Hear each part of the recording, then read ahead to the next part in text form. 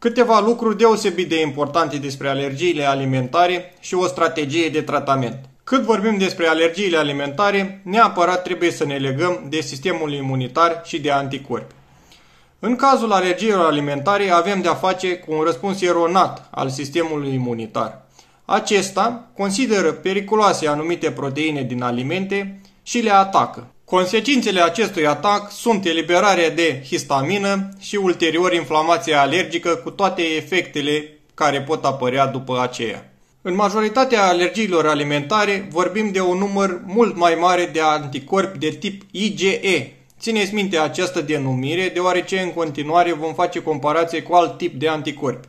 Pentru un răspuns corect al sistemului imunitar avem nevoie de un echilibru între anticorpii de tip IgE și anticorpii de tip IgG. În cazul persoanelor cu alergii alimentare, așa cum v-am vorbit, există un număr mult mai mare de anticorpi de tip IgE și mai puțin de tip IgG.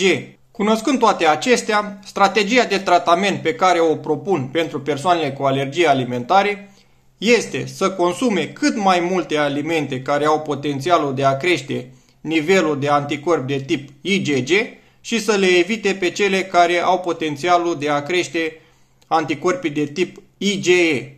De asemenea, în paralel, ne vom axa pe restabilirea calității și diversității microbiomului intestinal, lucru esențial în tratamentul oricărei boli, inclusiv a alergiilor alimentare. Tratamentul este unul de durată, poate dura între 6 luni și 2 sau 3 ani. Însă, în mod cert, sistemul imunitar, în timp, se va reeduca și nu va mai reacționa eronat la orice alergen. Dacă aveți nevoie de informații suplimentare despre acest subiect, nu ezitați să mă contactați.